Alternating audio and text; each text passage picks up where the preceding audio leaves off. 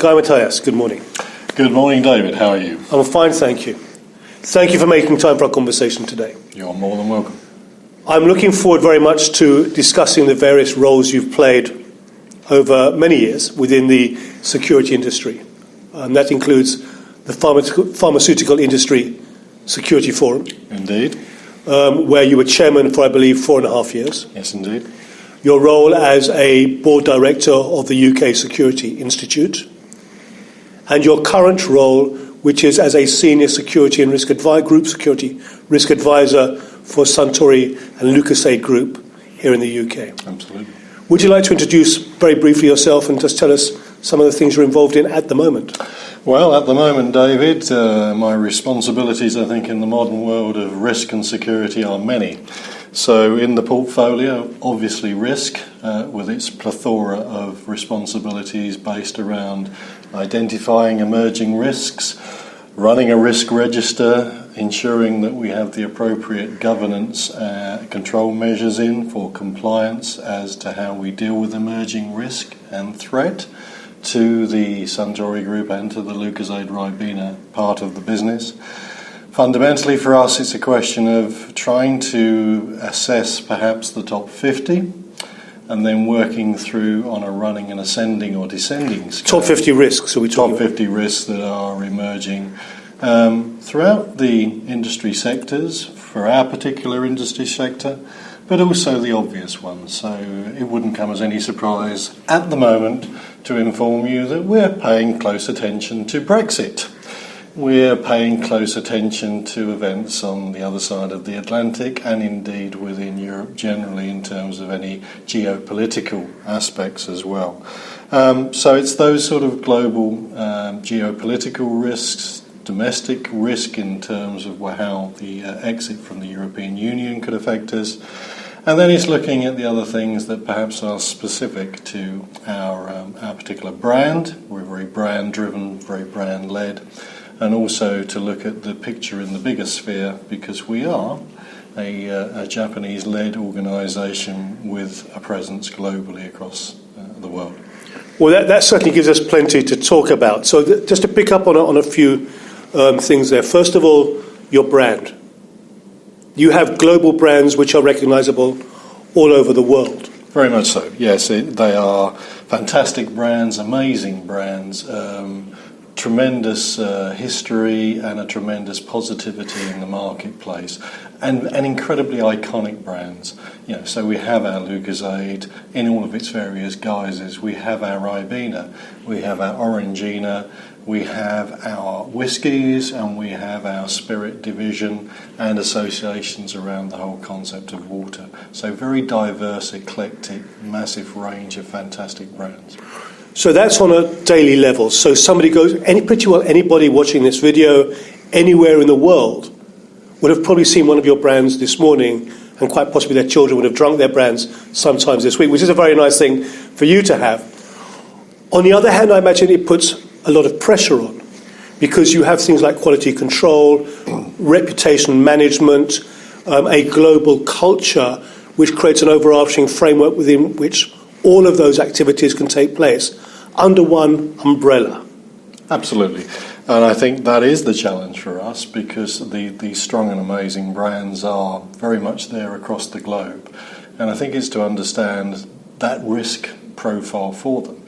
You quite rightly point out that it's quality. We have to make sure that first and foremost the quality of our brands is there before they go to the marketplace, and we have a fantastically strong quality team and supporting process driving that route to market, allied to our fantastic sales and marketing organisation that we have and the sort of dynamic leadership profile we have, as one would expect from a modern multinational organisation.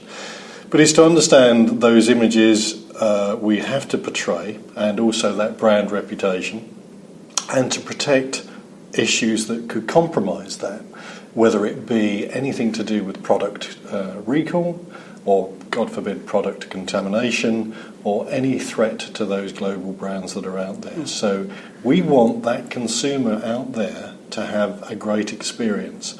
You mentioned children, very kind of you to do so, but actually this is a demographic that is 4 to 60, 4 to 70. You know, it's our product range is vast. If you look at something like Ribena, Ribena is a brand that's been around since the mid-1940s under a UK government initiative to get great opportunities for vitamin C back into a population that wasn't getting much vitamin C to offset some health issues there. And it's how it grew from that particular aspect through to the Lucozade brand, which, as you can see, is, when you visit our HQ here, it's all about energy, it's all about well-being, sport, and how we adapt to that profile. So we have to protect those, and we have to protect the other brands in our group. And they are also very strong and iconic brands. To come to a very specific security risk management issue, you mentioned contamination. It's an easy way to get some headlines. Yep. Anywhere in the world, you don't even have to do anything, you just have to claim to have done something, and immediately that becomes almost a national issue. That'll be on the front pages of every newspaper, it'll be the lead article on the TV news programs. How do you plan for that, and how do you mitigate and protect against it? Yeah, it's key to what we do. So we work on those very strange old-fashioned concepts called joined-up thinking and mutual support within the organisation. So every function in the business is mapped into the risk compliance program. So we have representatives from each discipline who are part and parcel of our supporting sub-risk teams, who then feed in almost pyramid-like. So we start with the baseline of each department, each business unit and division has its own risk analysis group. And they're responsible for maintaining, identifying and addressing emerging and current risks. That is then fed through to a specific team chaired by me, which sort of processes and analyses those risks. That works in association with the risk register that I mentioned previously. So we put those risks into the risk register, but it's a live and active document. The purpose is to make sure it's fit for purpose and it's relevant at all times, 24/7.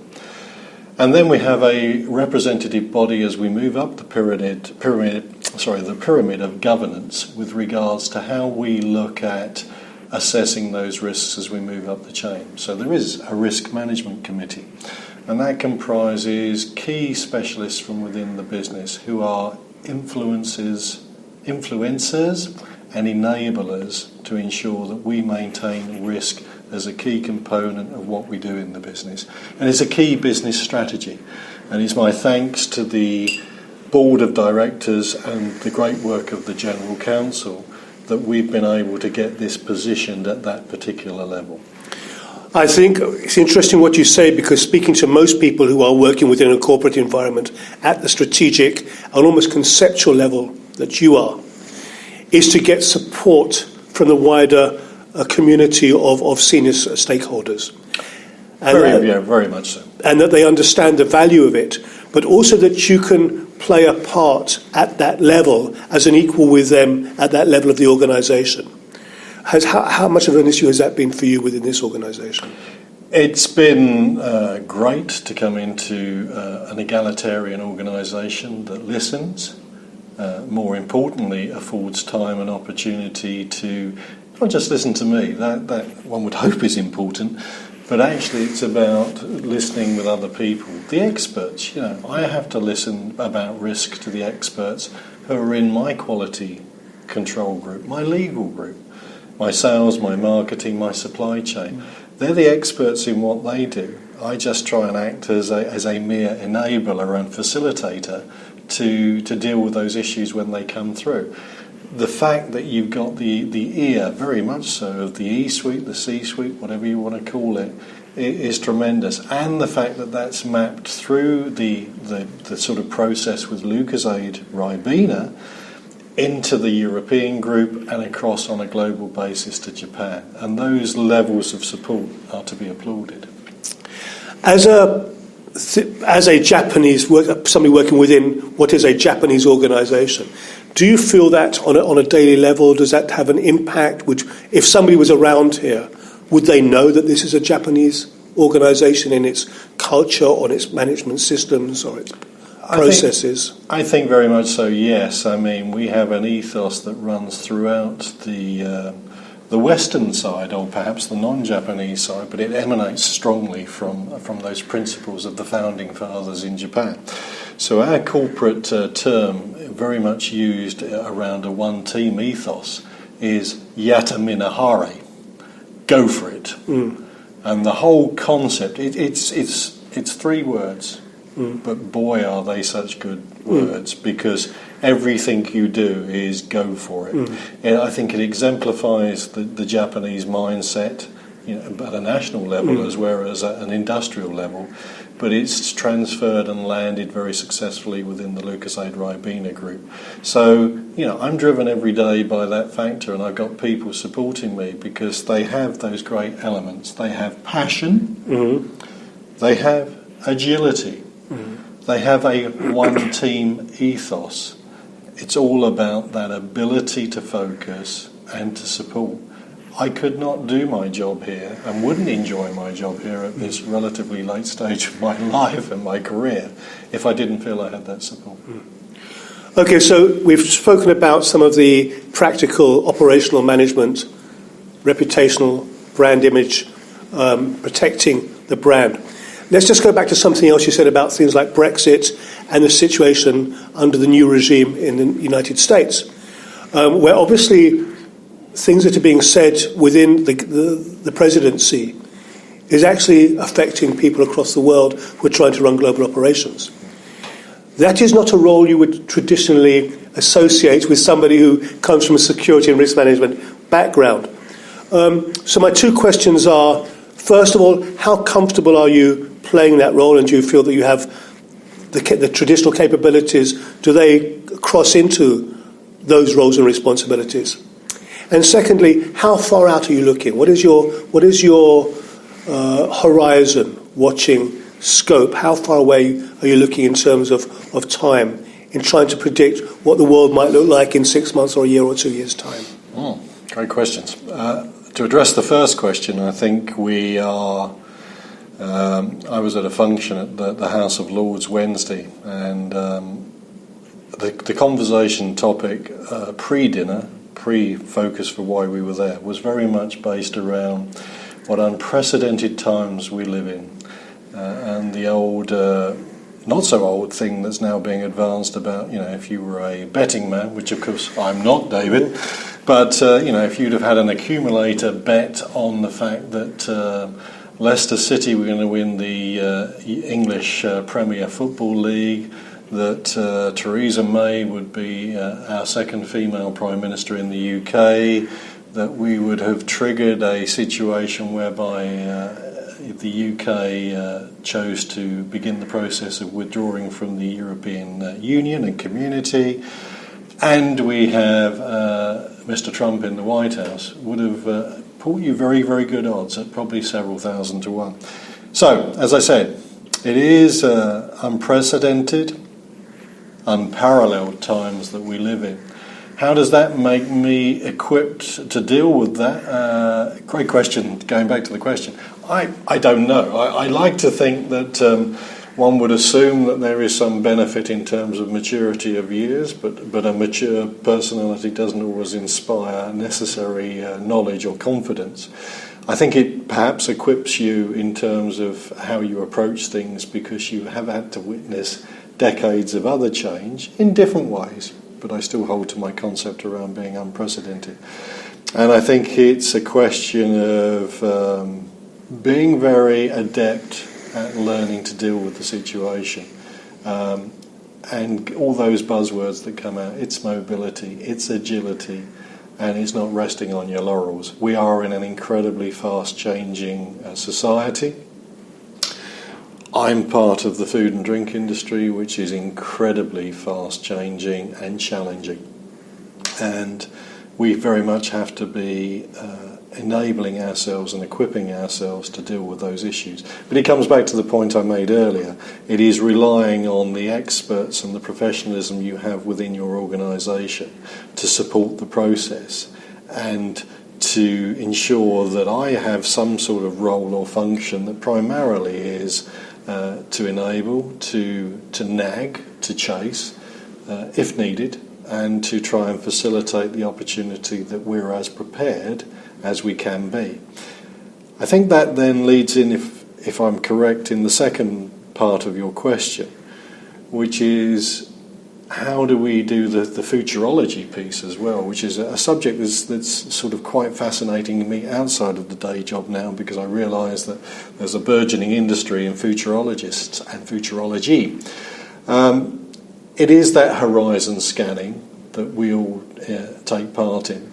But certainly for me, it's being aware that things can come very much from left field and emerge without any real threat. So 6 months to a year ago, yes, we would have had the awareness of Brexit. But going 2 years ahead, David Cameron at the time made a commitment to the UK electorate that we would consider this. It landed, but it didn't really land in terms of it was one of these things that might happen, but it really isn't going to have any effect or whatever. Had huge effects, as we know. So it's a question, really. We try and go out as far as we can on that emerging threat matrix and profile. So in an ideal world, I'm trying to work with my colleagues to get ahead of the game. So we're trying to deal with the aspects we've got. How we make sure we identify what we need to do in the ascending or descending elements of risk analysis, and how we appropriate resource and how we respond to those risks that come through.